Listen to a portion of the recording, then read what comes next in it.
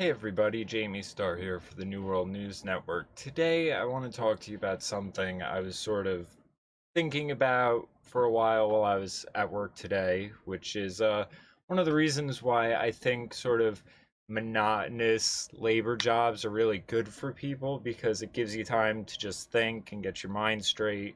It's why I like working in a kitchen or even my job with supplements and stuff like that. So, what I was thinking about is trying to formulate something that I've noticed and sort of casually noticed, but became very apparent with the George Floyd killing or whatever it is at this point, which is, and here's my use of alliteration here. What's the title we're doing here? It's how progressives pathologize personal problems into public politics. So, what I mean by this is you have something that will happen to a person, a personal problem, and rather than them taking personal responsibility or accountability for this incident that happened to them, they then try to turn it into a rather than a personal problem, it is a political issue. It's a systemic issue. It's not a them issue. It's a outward issue. It's a everything but them, really. And it's not individualized, it's collectivized, or it's I mean it really is just a by any means necessary escaping that look in the mirror as far as like what did you do to bring this upon yourself. So I have a few examples of this to sort of illustrate my point. So the first one we'll talk about in our little moving collage here we have is Robin DiAngelo. This woman, a former professor, has written a book, and really the book is about all of the ways she's racist.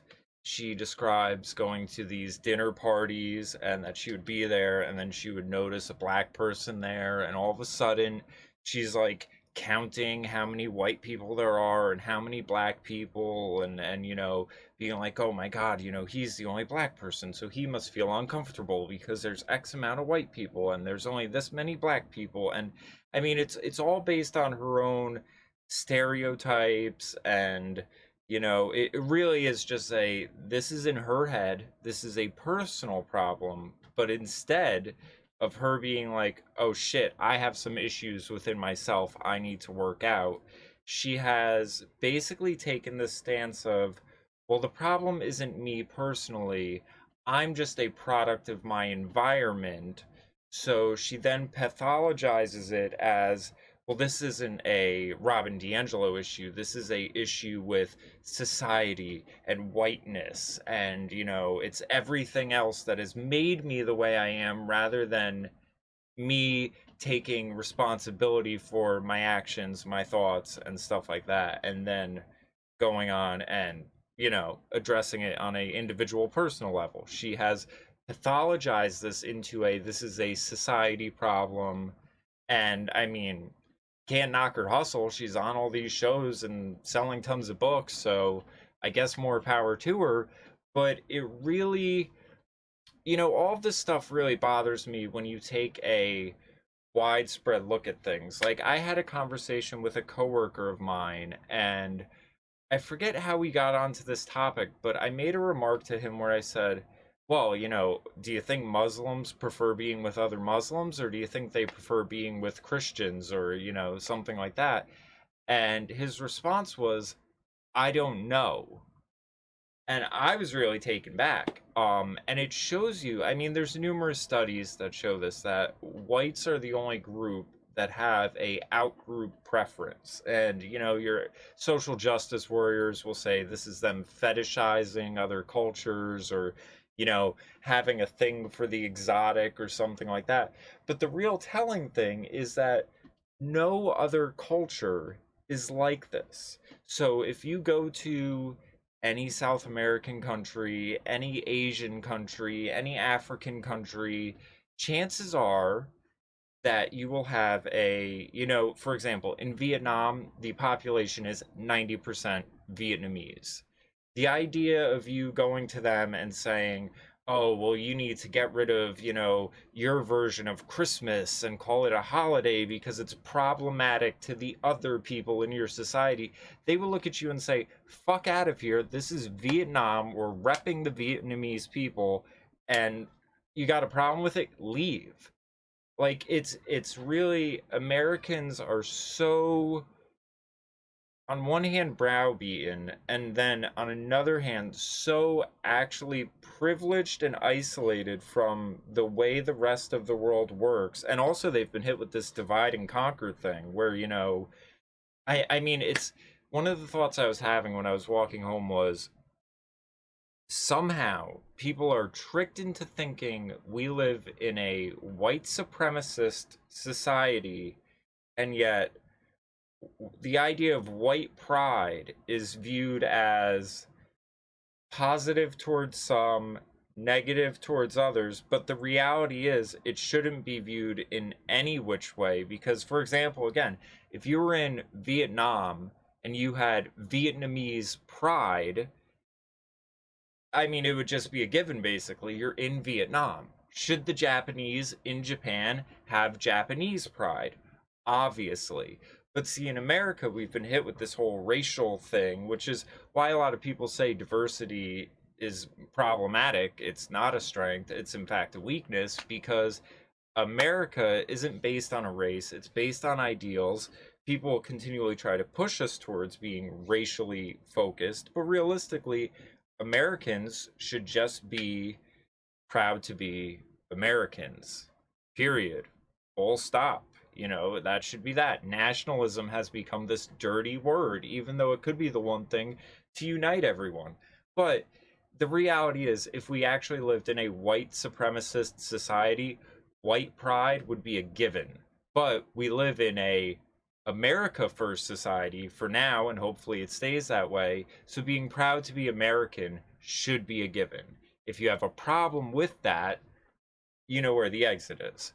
So anyway, Robin DiAngelo again did this whole book thing. She's pathologized her own personal racism and then projected it outward onto everyone else, and has basically, you know, gone around lecturing and guilt tripping other people and saying, you know, this isn't my personal problem, it's society's problem, and, you know, here are my prescriptions to fix it, which is basically acknowledging that you're all the same as me, which obviously makes her feel better about her own personal biases and racism and so on and so forth. Um, Another little personal thing I wanted to add is, you know, I've always been the type where I guess you could say colorblind to some extent. I've never really, I just don't deal with people on a race level because, you know, for example, one of my best friends, hip hop artist Cans, if you were to look at him, he's black, but you can also tell in some of his facial features that there's something else mixed in there, you know. Maybe it could be an Asian thing, maybe it could be South American, I'm sure it could be a Dominican thing. I've probably been told at some point, but I really don't care. Um, Same with me. I don't know my father's background because he was a sperm donor. So I know I'm British. I know I'm Irish. I guess you could just say I'm white to keep it simple and easy. But that's such a reductionist oversimplification thing. I'm just Jamie. He's Cans, and that's how I deal with people. The real shock to me, and I'm sure I've told this story hundreds of times now on this channel, is after the Trayvon Martin thing, I was talking to a former classmate of mine, and I basically put forth the premise to him. Now, mind you, I had gone to elementary school with this person, middle school with this person, high school with this person, in a music group with this person, after school, where we would perform together and stuff like that. And I asked him, who do you think you have more in common with? Me, who we've lived in the same town, grew up together, you know, done shows together, hung out, partied, all this other stuff, actually had bonding experiences together, or Trayvon Martin, some random kid 20 years younger than you in Florida. Who do you think you have more in common with, me or him? He said Trayvon Martin. based on one thing and one thing only: skin color. So I deal with everyone on a personal level until you expose yourself as operating within this manner in which I could only describe as racism. Because I look at, again, experiences, personal interactions, uh, where we've, geography, this and that, even age ranges. There's far more for me and him to have in common. And the one thing over here that they do have in common, I've been told it's wrong for me to even acknowledge, let alone bond with someone else over that thing, which I don't have much of a problem with. Again, I like dealing with everyone as individuals, not into the whole collective game. Um, for one, I like being acknowledged for my own accomplishments. When I accomplish something, I want that to be on me. I don't want some other white person claiming credit like it's some team sport or something. That shit's only bums like that team, white team black bullshit. So anyway, next person on our list: George Floyd. George Floyd's personal problem was he was a junkie. He was overdosing from too much fentanyl and methamphetamines. From the body cam footage we've seen now, he was saying he couldn't breathe the whole time. He's in a small ass car, gets into a big car, then saying he's claustrophobic, begging the police officer not to leave him. So he obviously wasn't fearful of the cops for his life. And the sad part is what happened with George Floyd was going to happen wherever he was, but because he was in police custody at the time, and we have this piece of video footage that doesn't look great, and he's saying he can't breathe, which again he was saying the whole time, this narrative stems out of it, and then suddenly it's a systemic problem. It's defund the police, it's police brutality and all this other nonsense, rather than it just being the sad circumstances of what happened to one individual person. And now part of this is because, victimhood has been rewarded. So, you basically get to share the misery. So it's, oh, well, it's not because he's a junkie, it's because he's black, and this is how black people are treated. So therefore, everyone gets to have themselves a pity party and, go out burning shit down and everything like that. Because again, the personal problem becomes pathologized into a political problem, and then suddenly everyone can join in. But at that point, it gets so vague that how do you fix it? I mean, the most irritating one that underlines all of this is these people will say, "Oh, well, it's subconscious," things like that. It's inherent bias and all this other stuff. So it's basically them. I even saw a video of Vosh or some fucking commie douchebag who, for some reason, people rebut and pay attention to, even though half of me thinks he's acting. I've heard people say Copper Cab is an act. I think Vosh is an act, but he was saying that there are conservatives that, whether they know it or not, they enjoy watching black people get shot by police and killed. Now, granted, that happens to like 20 or less per year, but I mean, really, like, who he thinks is doing this? I'm going to do a whole other video on just these straw men ideas that people spout off into the wind, where they are basically attacking some enemy they have imagined. Another one that really bothers me is I'll see people online say, well, you're so offended by Black Lives Matter, but where's your outrage about the Klan? As I mean, show me where the Klan is doing something, and I'll be right with you. But then they say, oh, well, you see, the Klan is hiding in the hidden corners of, imagination land, where I can't point you to anything substantial, but they're there. They're in the ether, and, you got to listen to what the liberal white people say in order to avoid the Klan, because, and I guess it makes sense, because they were the Klan back in the day, so they probably would know their whereabouts and what's going on with them. And a lot of stuff, Robin DiAngelo is pretty racist, and all the people who happen to espouse racist ideas happen to be on the left, and they're the ones that get caught doing blackface and all this stuff. So maybe there's something to it, but if you show me where the Klan's at, I'll be outraged for you, but I'm not just going to performatively denounce the Klan or Nazis because it should just be a given. I mean, that's the really shitty part, and a lot of these things that really irk me, like the Robin DiAngelo thing, are more telling about the person doing this performative act, where it's like, if you're coming out of nowhere with a, well, why are you so offended about, Black Lives Matter, but not the Klan? Well, so you see Black Lives Matter as the black version of the Klan. That's your implication, that you think this is some sort of tit for tat revenge thing, and that is your version of the KKK. That's what you're saying, because you're the one putting the two in the same category. So, anyway, next one, because I have dinner plans, so I have to kind of breeze through this. What's our next one? Gay bakeries, people not wanting to cater weddings and all of that other nonsense. Again, personal problem. One bakery told you to fuck off. They don't want to be involved. You don't have a right to force anyone to do anything. I've said this with DJing. If someone wants to book me for a gig, I have the right to decline that gig, and you don't have a right to an explanation. That's the reality of it. I don't think these fucking bakers or pizza places, I mean, they're doing you a courtesy by saying, "Oh, I'm sorry, this conflicts with my religious views," or whatever. They should just say, "Not interested, I don't need the business, I have something going on, fuck off." You don't deserve an explanation. But again, one bakery tells one couple, "Not interested," and suddenly the world has to, screech to a halt, and we need court cases and all this because fucking entitled little brats have to make their personal problems everyone else's business.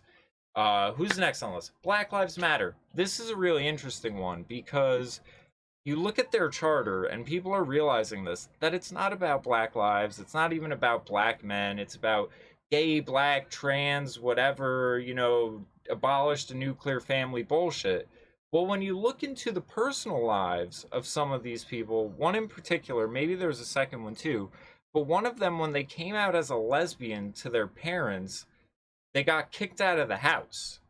So one of them is gay, and because their parents didn't take very well to it, they then have to make their personal problems everyone's issue and are, that's why it's all about this gay, trans, black, whatever, because she didn't feel validated by her parents.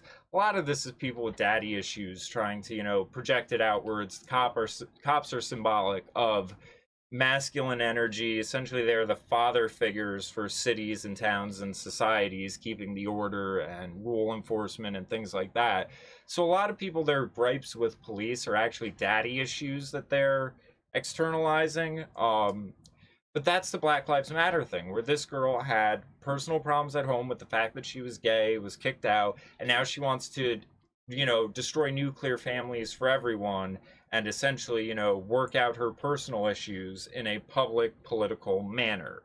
So, yeah, those are the things I just wanted to cover, and I just wanted to point out that trend and that's how these progressives seem to deal with their personal problems, by making them political, avoiding the accountability and responsibility, and then trying to bring everyone else in on it so that they can amass power. So, hope everyone subscribes to the channel. I should have the subscribe star link up soon. If you have any ideas for incentives or rewards, let me know. And follow me on social media and everything like that. Have a good one, everyone.